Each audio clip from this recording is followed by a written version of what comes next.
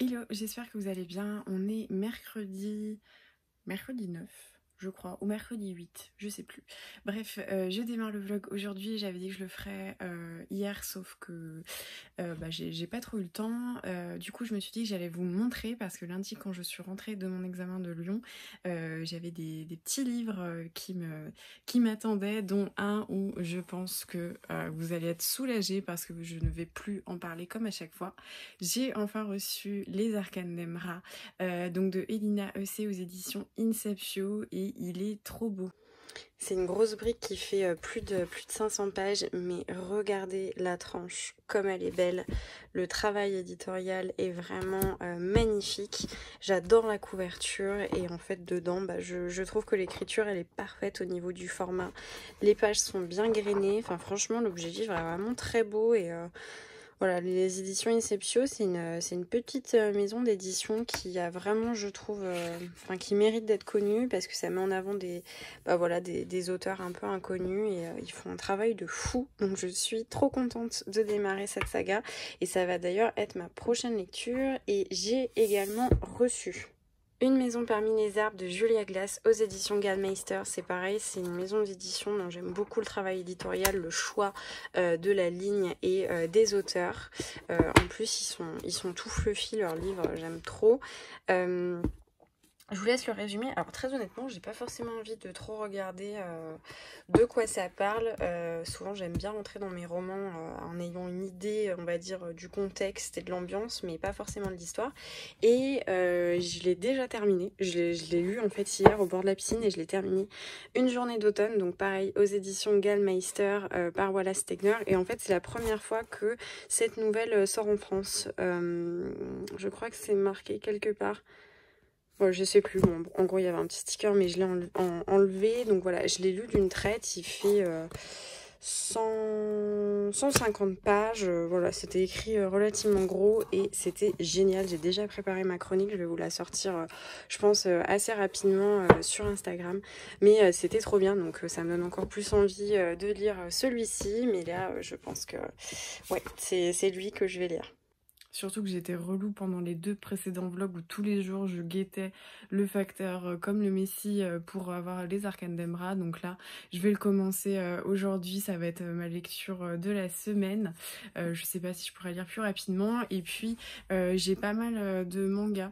Alors je sais que j'avais dit que j'achetais pas en juillet, j'avais dit quelques mangas. Voilà, je m'y suis tenue, puis c'était les 48 heures de la BD. Mais bref, je pense que je vais essayer de vous faire un book haul de graphiques parce que j'en ai pas mal à vous présenter.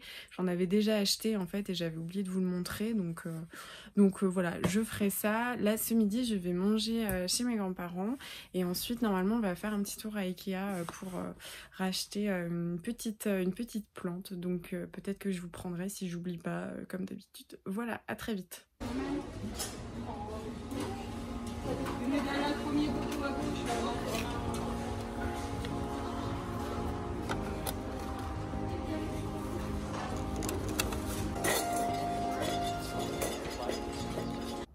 Hello, alors du coup je suis rentrée d'Ikea et je me suis dit que j'allais vous montrer un petit peu ce que j'ai ramené. Ça fera un petit peu de contenu différent dans le vlog. Je vous ai fait 2-3 vidéos mais en fait on n'avait pas beaucoup de temps, donc j'ai surtout essayé de speeder et c'est difficile de trop filmer, et voilà, je suis pas hyper à l'aise avec l'exercice non plus, donc je vais vous montrer. J'ai trouvé 3 plantes et des cache-pots parce que j'en avais plus du tout, et voilà, je vais vous montrer ça. Alors celle-ci je l'avais donc achetée le week-end dernier, je l'avais mis dans ce petit pot, et là à Ikea j'ai trouvé donc une Sansevieria qui fait partie des succulentes, mais qui n'est pas hyper, comment dire, hyper en nécessité de grosses lumières et de gros soleil, donc je me dis qu'elle ira plutôt pas mal. Et j'ai pris ce petit cache-pot, là franchement il donne pas grand chose, mais après bon il est simple, et juste ici en fait c'est en presque sablé. Voilà, donc je trouvais qu'il était bien et qu'il mettait bien la plante en valeur, donc même si le pot dépasse après, c'est pas très grave. J'ai trouvé cette petite succulente, en fait je l'avais vue, oh ça fait pas la mise au point, voilà. Je l'avais vue ce week-end à Jardiland et je la trouvais vraiment super jolie, sauf qu'elle était à genre 7 € ou quelque chose comme ça, et là elle était à 3 €, donc elle est super jolie. J'ai pris ce petit cache-pot qui est en grès, et moi j'aime beaucoup les cache-pots en céramique, je préfère aux cache-pots en terre cuite. Voilà, il est plutôt pas mal au niveau couleur, j'aime beaucoup. Et j'ai pris un petit peperomia qui est voilà, une plante assez grasse tropicale, donc j'espère qu'elle va se plaire parce qu'apparemment elle est assez difficile, mais elle a des belles feuilles presque comme un philodendron, un peu dans le genre, un peu en cœur comme ça. Je trouve ça super joli. J'ai pris sinon ce cache-pot parce qu'il m'en manquait un en fait en 10 cm. C'est un peu une taille bâtarde, j'ai l'impression, et j'ai du mal à en trouver. Donc il était noir comme ça et ça ira plutôt pas mal parce que avec les plantes très vertes, je trouve que le noir va pas mal. Et j'ai trouvé un gros doré. Voilà, j'essaye de rester dans des tons plutôt neutres, je trouve que ça va plutôt bien. Et puis bah voilà, là je vais essayer de vérifier pour l'exposition, etc., l'hydrométrie. Et je vais essayer de m'organiser une petite jungle par ici. Bon, j'ai un petit peu du mal à me remettre à bosser. Là, je me rends compte que je fais du surplace depuis tout à l'heure. Du coup, je vais aller faire mon sport. Et vu que je fais du vélo aujourd'hui, j'ai pris ma nouvelle lecture. Donc, je vais vous montrer ça. Voilà, donc sans surprise, hein, j'attaque les Arcanes d'Emra, j'ai hyper hâte. Et j'ai pris le petit marque-page Hermione Granger que j'aime beaucoup. Et je trouvais que les couleurs allaient bien ensemble. Voilà, c'est le souci du détail. Je suis vanille, mais c'était pour vous dire, déjà vous avez vu, j'ai enfin reçu, enfin non d'ailleurs je les ai pas reçus, j'ai eu un couac avec La Redoute et j'ai dû les commander ailleurs, mais c'est trop beau, ça va super bien ensemble. Je sais pas si vous vous souvenez, c'était mes oreillers blancs, ça a vraiment aucune importance. C'est pas du tout intéressant. Bref, donc pour parler d'un truc quand même qui nous intéresse tous, j'ai commencé du coup les Arcanes d'Emra pendant que je faisais mon sport. J'ai lu 60 pages sans même me rendre compte que je venais de dévorer 60 ou 65 pages. Ouais, c'est ça, 65 pages sans me rendre compte en fait que je les avais lues. C'est hyper bien. J'aime beaucoup la plume en fait qui est super dynamique.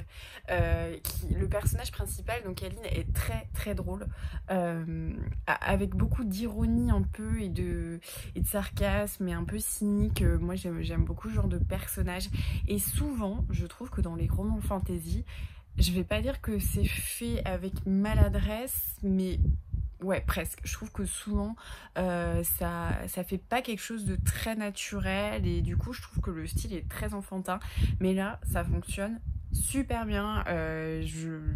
Ouais, ça m'est arrivé là en 65 pages de rigoler un petit peu. Donc j'aime beaucoup le style et je sens que l'univers va être tellement riche. Je suis super contente du coup de commencer. En fait, on suit Aline.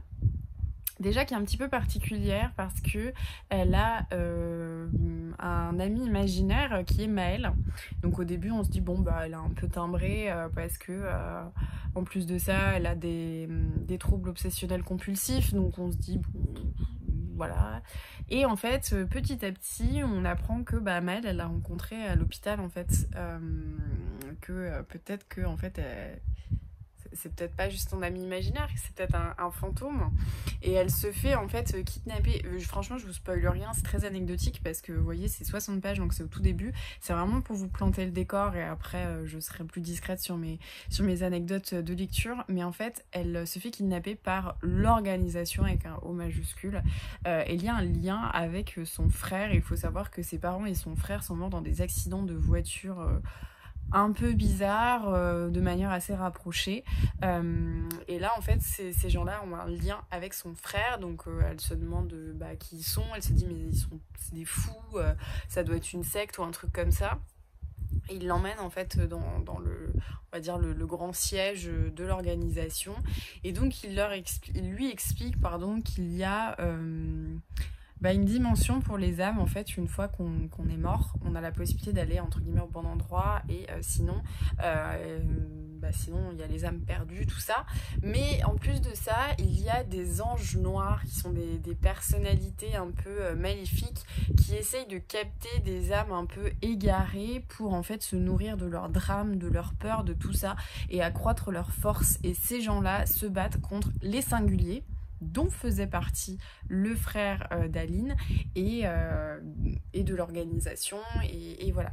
Et donc je sais pas si c'est très décousu, mais en tout cas c'est hyper intéressant. Moi j'aime bien ces trucs de dualité, d'âme égarée, tout ça. Je trouve que derrière il y a toujours une très belle métaphore. En plus là on se retrouve, j'ai l'impression, dans un centre où on lui dit qu'il faut qu'elle ait des, en tant que singulier, d'avoir des préparations mentales et physiques. J'ai un peu l'impression qu'on est dans un truc un peu à la X-Men, le pouvoir des singuliers, donc de franchir les deux mondes, de reconnaître les âmes égarées, tout ça.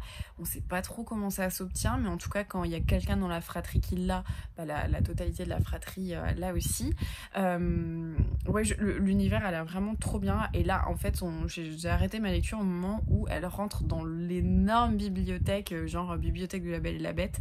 En fait on lui dit prends un livre au pif. Elle prend un livre, elle commence à lire. Bon voilà, Marion c'est une vieille dame, elle se fait enfermer un peu dans un asile de fous / de personnes âgées où on veut plus s'occuper. Et puis elle lit, puis au bout d'un moment en fait elle se rend compte qu'elle y est sur place. Donc là on lui explique que chaque livre est une âme qui a été un peu égarée, qu'il faut aller retrouver, que c'est la mission du singulier de se connecter, de découvrir dans son histoire où est-ce qu'elle pourrait être et d'aller la retrouver pour ne pas qu'elle revienne en fait aux anges noirs. C'est super cool. C'est super cool.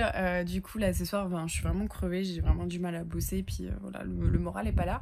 Donc je pense que je vais continuer ma petite lecture parce que j'apprécie vraiment l'univers. Et voilà, souvent quand je lis 65 pages, 70 pages sans me rendre compte que je les ai lues, c'est plutôt bon signe. Donc je vais continuer ma lecture. Et vous voyez, je vous ai tellement saoulé à attendre le facteur et les arcanes d'Emra que là vous devez dire ah super, enfin elle nous en parle, parce que là. Donc du coup je vais continuer ma lecture qui je pense ne va pas me faire long feu parce que je suis trop bien dedans. Bon je crois pouvoir dire que j'accroche plutôt bien avec ma lecture puisque j'ai lu, c'est pas terrible cette lumière, je vais me bouger par là. J'ai lu 200 pages, voilà, c'est super cool, j'adore l'univers. Là on suit en fait vraiment dans le monde avec les affres, les âmes perdues, et puis on comprend qu'il y a une histoire avec un ange noir en particulier et le frère d'Aline, et que peut-être qu'Aline sa place ici un peu particulière et que c'est pas forcément un singulier comme tout le monde. Donc voilà, j'aime trop ce que je suis en train de lire. Hello, j'espère que vous allez bien. On est jeudi, pas forcément d'update, je sais plus, mais si d'ailleurs je crois que je vous l'ai dit. J'ai lu hier 200 pages des arcanes d'Emra, j'adore ma lecture. Là je vais rebosser un petit peu. J'ai tourné d'ailleurs 2 vidéos parce que j'étais un petit peu en retard, donc j'ai fait un update qui rattrape un peu l'update manquant de la semaine précédente. Et je vous ai tourné un book haul juste de graphiques. Là je vais continuer de bosser un petit peu et après je vais aller à la piscine et je vais continuer ma lecture parce que j'ai trop envie de continuer. Je pense que ouais, il va pas me faire long feu parce que je suis à fond dedans. Mon petit sac de piscine et les arcanes d'Emra.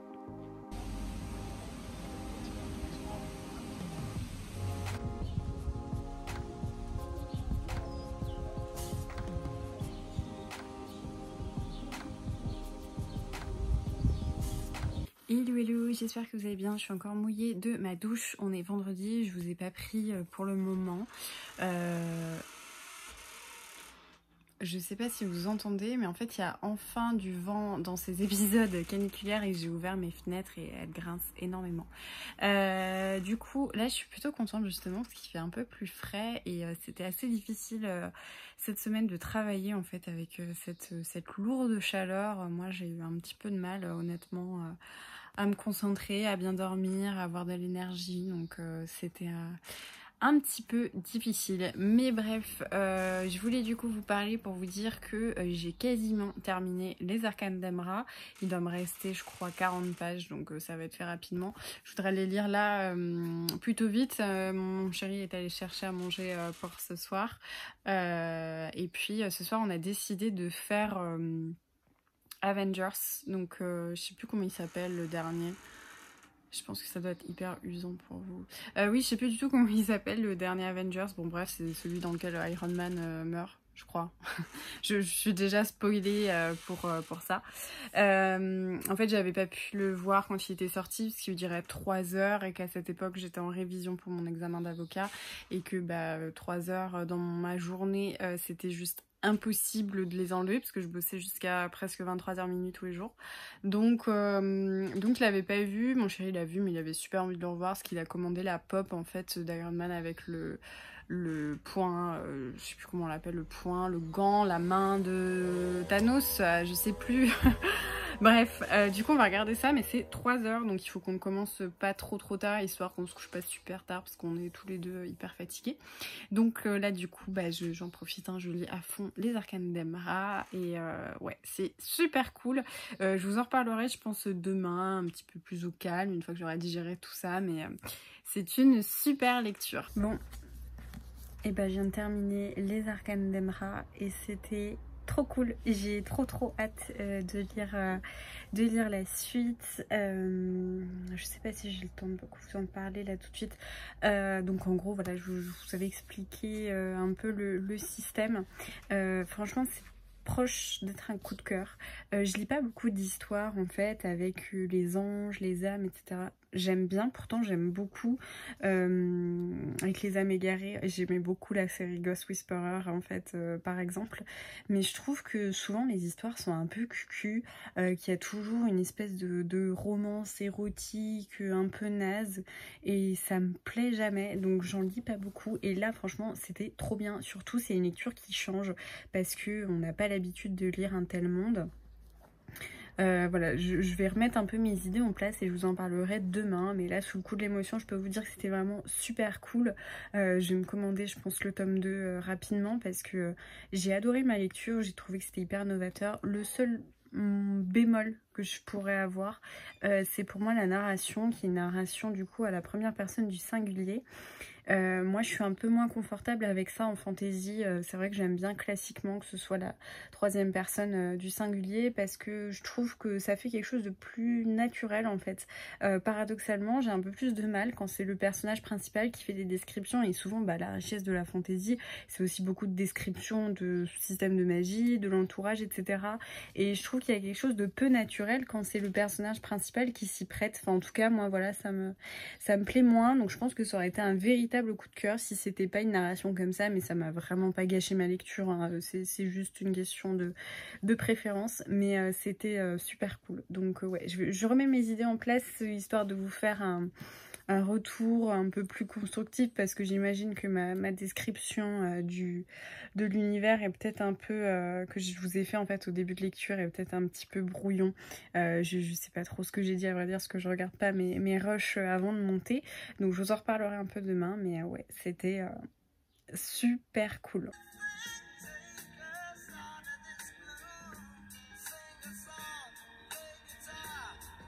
Hello tout le monde, on est dimanche, je vous ai pas pris hier, je crois que je vous ai fait des petits plans, je ne suis plus trop sûre. On a fait un petit tour en livre. On a fait un petit tour en ville, j'ai pas acheté de livre, pourtant j'étais un peu tentée, mais j'ai juste pris une BD, ça compte pas les graphiques pour le dimanche. J'ai pris une petite BD, je vais vous montrer ça tout de suite parce qu'elle elle est rangée. Et puis ce matin du coup on a fait un petit tour en brocante, j'étais super contente en fait, c'était la première brocante je crois dans ma région depuis le déconfinement et c'était cool et on a trouvé plein de trucs, donc je vais vous montrer ça. Voilà le butin. Alors moi je me suis trouvé une cassette des Beatles, donc Abbey Road, qui était vraiment en super état. J'étais trop contente, d'habitude c'est vraiment excessivement cher et là je l'ai payé 4 €, donc en plus elle était testée, donc super contente.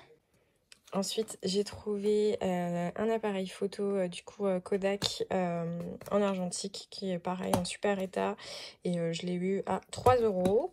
J'ai trouvé ce roman donc aux éditions NRF Eden de Monica Sabolo et c'est rigolo parce que ça fait un petit moment que je le cherche sur Rakuten et mon chéri a trouvé la trilogie Hunger Games. Alors je crois qu'il les a déjà lus, mais là ils étaient dans un parfait état et vu qu'il avait envie de se faire le préquel dans pas très longtemps, je pense qu'il va les relire avant et on les a payés 8 €, 8 ou 7 € je sais plus, pour les 3. Donc c'était plutôt une bonne affaire. Et en plus, oui, ils sont tous en super état. Voilà. J'en profite pour vous montrer juste avant que j'aille à la piscine. Donc voici la BD que j'ai achetée hier, c'est de Myrion Mal. C'est comme ça que je disparais aux éditions La Ville Brûlée. C'est une BD, oui c'est une BD qui traite je crois de la dépression. Donc ça me disait pas mal, donc là voilà je vais la lire cet après-midi je pense. Elle est quand même assez longue. J'espère que je vais avoir le temps de la terminer parce que j'aime bien faire les BD en one shot. Mais j'aime bien la naïveté des dessins et j'aime beaucoup le traitement de la santé mentale par Myrion Mal. Je trouve toujours que c'est très, très à propos, très adroit. Donc j'ai vraiment hâte d'attaquer ça. Mais voilà, pour vous montrer un petit peu mieux, les Hunger Games qu'il a achetés, ils sont vraiment dans un parfait état. Les pages ont légèrement jauni, mais c'est quand même pas... comment dire, très très grave. Et les tranches sont parfaites, c'est à peine corné. Donc vraiment, c'était un super achat.